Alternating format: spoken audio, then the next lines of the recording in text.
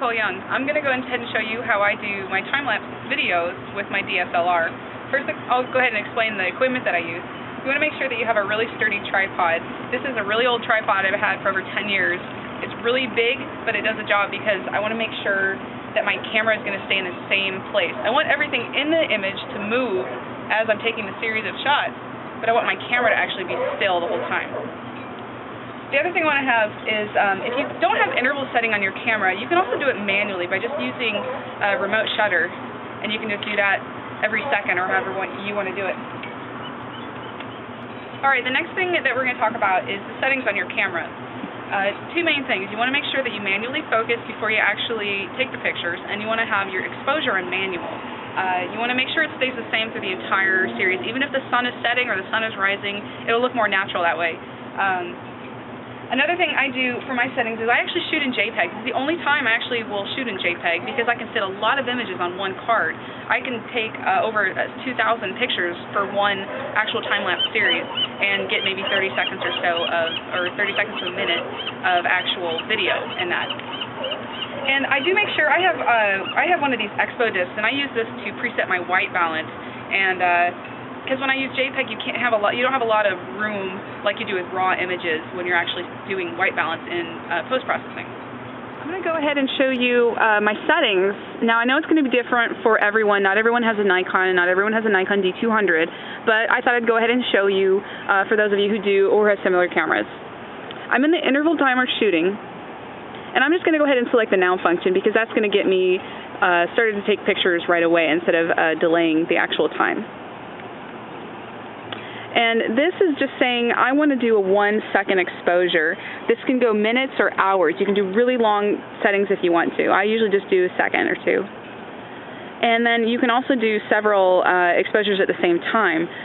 I usually keep it to one, but the most you can do is 999 of them. So I usually will be taking my pictures and I'll have to restart it because it'll take 999 photos and then it'll stop, and then I just have to restart it. And then I go to on, I click OK, and it does its thing.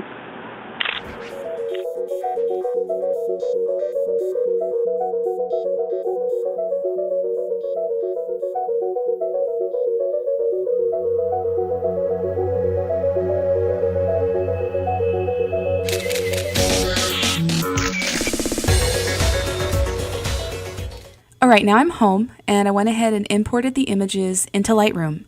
I like to use Lightroom to do some batch editing, to do some overall color correction and tonal changes to the image, along with doing some cropping. You can use another program if you like, such as Aperture, or you don't have to use any at all. You can go ahead and use the images straight out of camera and make your movie from that. As you can see, I'm in the Develop module. I'm going to go ahead and minimize the bottom and left panels so you can see the image a little bit better. Now, I did a preset white balance on this, so it's pretty close. I'm just going to tweak things a little bit here and there, nothing too drastic, and mess with the light, add some recovery, make those blacks pop a little bit, and maybe boost the clarity and the saturation. Nothing too drastic. I'm even going to add a little bit of a gradient to make that sky a little bit lighter. Okay. Alright, so now I have the image about how I want it to look. Now I'm going to do my cropping. I'm going to click here on the crop tool. I don't want to just wing it, and guess how I want it to look. I actually want it to be an exact 16:9 aspect ratio, just like you'd see a 1080 movie. So I go over here to the aspect, and they have a few options here, but they don't have the one I want. I've done this before, so I already have a 16:9, but if you don't have that, go ahead and enter a custom size, and then just type it right in here, and click OK. It's exactly what I need, so I'm going to hit enter or return. Next thing I want to do is apply all of the changes that I did here to all of the images that I'm going to make the movie out of. I'm going to show the bottom panel. I already have the one that I did the adjustments to selected, so I'm going to scroll all the way to the end, hold the shift key down and click on the very last image, and then click on the sync button right here. I want to make sure that all of the options are checked, and then I'm going to go ahead and synchronize. This usually takes a few minutes depending on how many photos you actually have.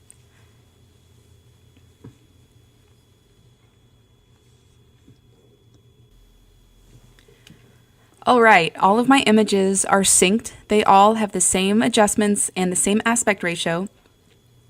So next what I need to do is export them. I'm going to go back to my library module. They're already selected. If they're not all selected, you can go to Edit and select all. And then just go to Export. Now I already have it set up pretty much how I want it. I made a preset for 1080 HD, so when I do my time-lapse images, then I always have the same setup. I went ahead and put them in their own folder. I changed their name to Boats. I want to keep them in as a JPEG, 100 quality. And this is really the one thing that I really change about the image. I resize it to fit the short edge, so it's 1080. That way it'll give me the 1080 aspect ratio that I want. Now, if you get this set up in your own Lightroom export window, you can go ahead and add, and then just title it however you want. As you can see, over here I titled my 1080 HD, so now I can always go back to it and I don't have to keep redoing those changes. Now I'm going to go ahead and export. Now this usually takes a while, but with the magic of video editing, I will be back in a few seconds to show you how to make these images into a movie. Okay, I'm back. All of my images have been exported by Lightroom into a folder. I have over 1,500 of them, and I'm going to make these into a movie. And the way I'm going to do that is by using QuickTime Pro. QuickTime Pro is a really inexpensive software that you can buy, and it works with both Windows and Macintosh platforms. It's only $30, so if you're interested in doing this kind of photography, I highly recommend it. Okay, in order to get these into a movie, I need to import them. And the way I do that is by going to File and Open Image Sequence. Now I need to go ahead and find where my files are. And they're right here in my Boats folder. All you need to do is just click on one of the images. It actually won't let you select all of them. Just click on one and it'll pull all of them in. And then just click Open. I'm going to go ahead and pull these in at 60 frames per second because I don't really want a long time lapse. I photographed these at 1 second intervals, so if I put it in 30 frames per second, it's just kind of going to extend it, and I want it to be really quick. So I'm going to choose 60 frames per second. And this process is going to take a few minutes. Okay, so now it has taken all of the images and put them into one movie file. As you can see, it's really big. My screen resolution is at 1280 by 800, and this is actually showing at 1920 by 1080. So I'm going to just view this, I'll go half size so we can see it in the screen. Now the next thing I'm going to do is export this as a movie file. Go up here to File, Export. I'll go ahead and pick a title for it. I'll just call it Boats. Stick it in my time-lapse folder there. I'm going to go ahead and make this a QuickTime movie. I'm going to check my options to make sure everything's set up the way I want it to. Alright, when you click on Settings, this is where you get to pick the type of compression and the frame rate and some other things. I'll keep it at best quality. It'll probably increase the file size, but I'm okay with that. And I'm actually going to change the frame rate to 30 frames per second. And I'll keep it at H.264. Click OK. By clicking on that size button, you can change it here if you want to. Like if I just wanted it a smaller resolution, I could do that. I'm going to leave it at 1920 by 1080, just to keep my options open. But you're welcome to change it to any size that you want. Alright, now that I have my settings all ready to go, I'll click OK, and then I'm going to click Save. My movie has finished exporting and it's ready to go. Let's see what it looks like.